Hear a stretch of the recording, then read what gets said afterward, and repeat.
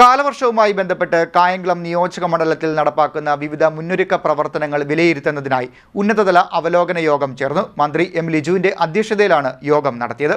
കാലവർഷ മുന്നൊരുക്കങ്ങളുമായി ബന്ധപ്പെട്ട് കായംകുളം നിയോജക മണ്ഡലത്തിൽ നടപ്പാക്കുന്ന വിവിധ പ്രവർത്തനങ്ങൾ വിലയിരുത്തുന്നതിനായി സഹകരണ എക്സൈസ് വകുപ്പ് മന്ത്രി എം ലിജുവിന്റെ അധ്യക്ഷതയിൽ ഉന്നതതല അവലോകന യോഗം നടന്നു. കായംകുളം നിയോജക മണ്ഡലത്തിലെ ജനപ്രതിനിധികളും വിവിധ വകുപ്പുകളിലെ ഉന്നത ഉദ്യോഗസ്ഥരും യോഗത്തിൽ പങ്കെടുത്തു.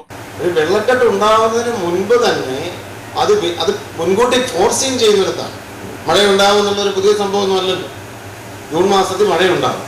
മഴ ഉണ്ടാകുന്നതിന് മുൻപ് നിങ്ങൾ എത്തരത്തിൽ ഓട വൃത്തിയാക്കൽ ഉൾപ്പെടെ അല്ലെങ്കിൽ വെള്ളക്കെട്ടുകൾ പോകാനുള്ള കാര്യത്തിൽ എന്ത് നടപടികൾ സ്വീകരിച്ചു, എത്രമാത്രം നടപടികൾ ഉണ്ടായി, ഇനി എത്ര എടുത്ത് പെൻഡിങ് ഉണ്ട്, ഈ കാര്യം തീർച്ചയായിട്ടും ഇവിടെ റിപ്പോർട്ട് ചെയ്യുകയും സ്കൂളുകളെ സംബന്ധിച്ച് നമുക്ക് നമ്മുടെ എല്ലാ സ്കൂളുകളുടെ സുരക്ഷിതത്വം, സ്കൂളിൽ ദൗർബല്യമുള്ള കെട്ടിടങ്ങളുണ്ടോ, കാരണം കുഞ്ഞുങ്ങൾ സ്കൂളുകളിലേക്ക് വരികയാണ്. അപ്പം നമ്മൾ കുഞ്ഞുങ്ങളിരിക്കുന്ന സ്കൂളുകളിൽ ഫിറ്റ്നസ് സർട്ടിഫിക്കറ്റ് എന്നൊരു നിബന്ധനയാണ്. അങ്ങനെയല്ലേ? ഫിറ്റ്നസ് സർട്ടിഫിക്കറ്റ് നിബന്ധനയാണ്. പക്ഷേ ഫിറ്റ്നസ് സർട്ടിഫിക്കറ്റ് ഉണ്ടോ ഇല്ലയോ എന്നുള്ളതല്ല പ്രശ്നം, ഇത് സുരക്ഷിതമാണോ ഇല്ലയോ എന്നുള്ളതാണ് കാര്യം.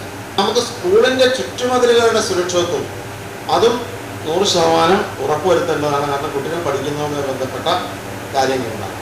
ഫോറസ്റ്റ് അതുപോലെ റവന്യൂവിൽ നിന്ന് ഉറപ്പുവരുത്തേണ്ട മറ്റു കാര്യം ഇഴജന്തുക്കളുടെ സാന്നിധ്യവുമായി ബന്ധപ്പെട്ട കാര്യങ്ങൾ. ഇപ്പോൾ മഴ വരുമ്പോൾ കൂടുതൽ ഇഴജന്തുക്കൾ ഇറങ്ങാനുള്ള സാധ്യതയുണ്ട്.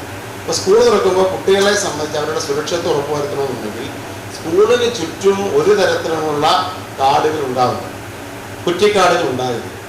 ആ സൈഡിൽ ഇൻസ്പെക്ഷൻ ഉണ്ടാകണം.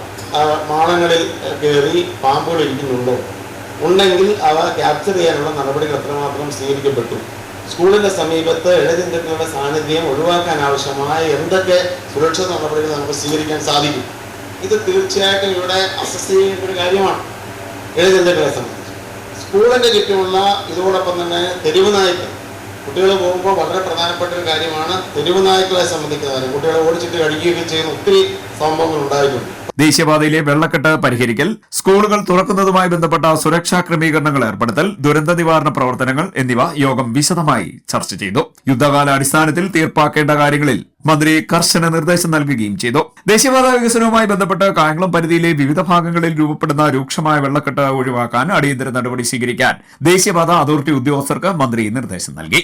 തദ്ദേശ സ്വയംഭരണ സ്ഥാപനങ്ങളുടെ ഏകോപനത്തോടുകൂടി മണ്ഡലത്തിൽ ശുചീകരണ പ്രവർത്തനങ്ങൾ വേഗത്തിലാക്കാനും തീരുമാനമായി. പകർച്ചവ്യാധികൾ തടയുന്നതിനായി ആരോഗ്യവകുപ്പിന്റെ നേതൃത്വത്തിൽ പ്രതിരോധ പ്രവർത്തനങ്ങൾ, ബോധവൽക്കരണം എന്നിവ നടപ്പാക്കാൻ തീരുമാനിച്ചു. കാലവർഷവുമായി ബന്ധപ്പെട്ട് ഉണ്ടാകുന്ന അടിയന്തര സാഹചര്യങ്ങൾ നേരിടാൻ എല്ലാ വകുപ്പുകളും 24 മണിക്കൂറും സജ്ജമായിരിക്കണമെന്നും താലൂക്ക് കൺട്രോൾ റൂമുകൾ കാര്യക്ഷമമായി പ്രവർത്തിപ്പിക്കണമെന്നും മന്ത്രി യോഗത്തിൽ നിർദ്ദേശിച്ചു. കായംകുളം നഗരസഭാ ചെയർമാൻ ശരത് ലാൽ ബെല്ലാരി, വിവിധ ഗ്രാമപഞ്ചായത്ത് പ്രസിഡന്റുമാർ, തഹസിൽദാർ, പോലീസ്, എക്സൈസ്, അഗ്നിരക്ഷാസേന, RTO, PWD, NHAI, KSEB, വിദ്യാഭ്യാസ ആരോഗ്യ വകുപ്പ് ഉദ്യോഗസ്ഥർ തുടങ്ങിയവർ പങ്കെടുത്തു. CDNet news, Kayamkulam.